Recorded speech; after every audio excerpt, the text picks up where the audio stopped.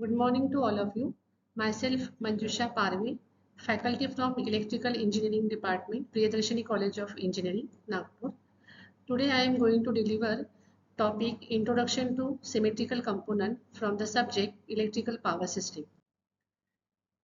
So as we all of you know, transmission line plays a very important role in the power system components. Most of the fault occurring on the transmission line because transmission line is exposed to the environment.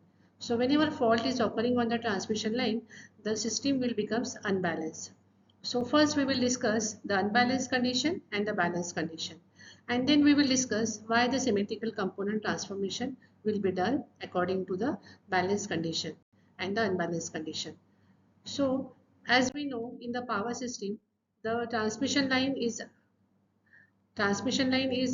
facing the problem whenever there is a fault, and hence abnormal condition will be occurring.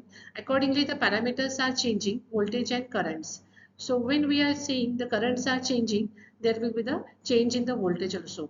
So whenever there is a fault in the transmission line, normally the condition will become the unbalanced. So in the balanced condition, all the voltages are equal in magnitude and they are separated by angle 120 degree, and the load is balanced. So currents value are equal in magnitude. In this figure, we are explaining the currents R phase, current Y phase, current B phase. So it is 15 ampere in the R phase, 15 ampere in the Y phase, and 15 ampere in the B phase. So equal in magnitude, but they are displaced by angle 120 degree. So it is called as a balanced condition. But due to the fault, normally the current will be changing, and hence the current will not equal. I1 is not equal to I2, I2 is not equal to I3. We are discussing the three-phase system because the unbalanced condition, it is related with the three-phase fault.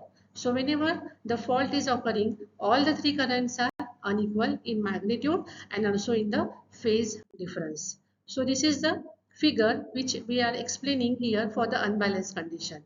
So earlier we have explained the balanced load in which currents are equal, but here unbalanced condition where the currents are unequal in magnitude as well as phase angle displacement is also different. So whenever there is a unbalanced condition, all the parameters are changing, and accordingly we have to find out the solution.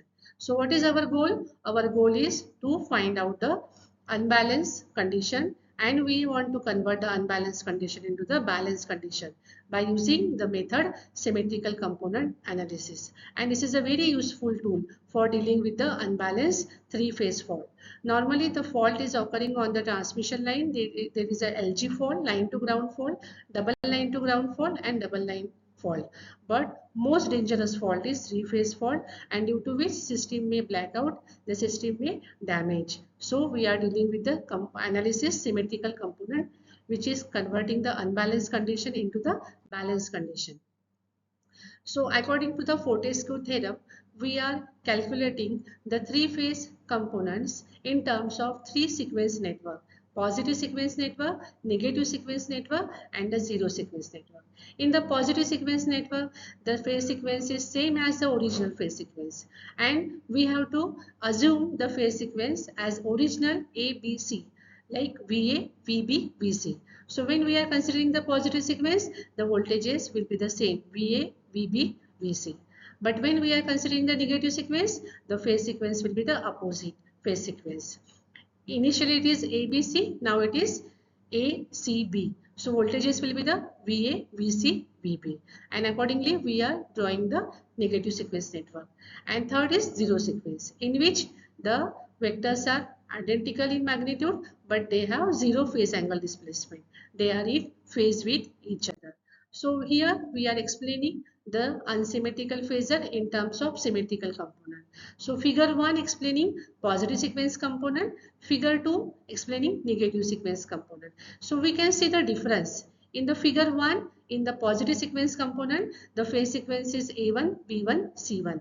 Suffix 1 indicates the positive sequence component, and suffix 2 indicates the negative sequence component. So negative sequence component, the phase sequence is reverse, A2, C2, B2. So accordingly we are classifying the positive sequence component and the negative sequence component. and third one is the zero sequence component. The three phases are equal in magnitude, but they having the zero phase angle displacement. So in this we are using the operator alpha. Alpha operator which is given the rotation of 120 degree in the counterclockwise direction. So positive direction angle is minus 120 degree, negative anticlockwise direction angle is minus 120 degree direction. So alpha is 1 at an angle 120 degree, alpha square is 1 at an angle 240 degree, alpha cube is 1. So accordingly we are doing the synthesis of unsymmetrical phases into the symmetrical component. So what are the VA, VB, VC? They are the unbalanced phasors. So unbalanced phasors obtained from the symmetrical components VA1, VA2, VA0 for phase A. So VA1 is the positive sequence component, VA2 is the negative sequence component, and VA0 is the zero sequence component. And VB is the VB1 plus VB2 plus VB0. Three sequence components. VB1 plus VB2 plus VB0. So VB1 is the phase B positive sequence component, VB2 is the phase B negative sequence component, and VB0 is the phase B zero sequence component. So when we are doing the conversion, what is the relation between VA1 VB1? It is given by the alpha square VA1, and for VA2 VB2 it is given by the alpha VA2, and for VB0 VA0 it is given by the VA0, because VB0 and VA0 they are having the zero phase angle displacement. Magnitude wise they are equal, so we are replacing VB0 by VA0. And next is VC.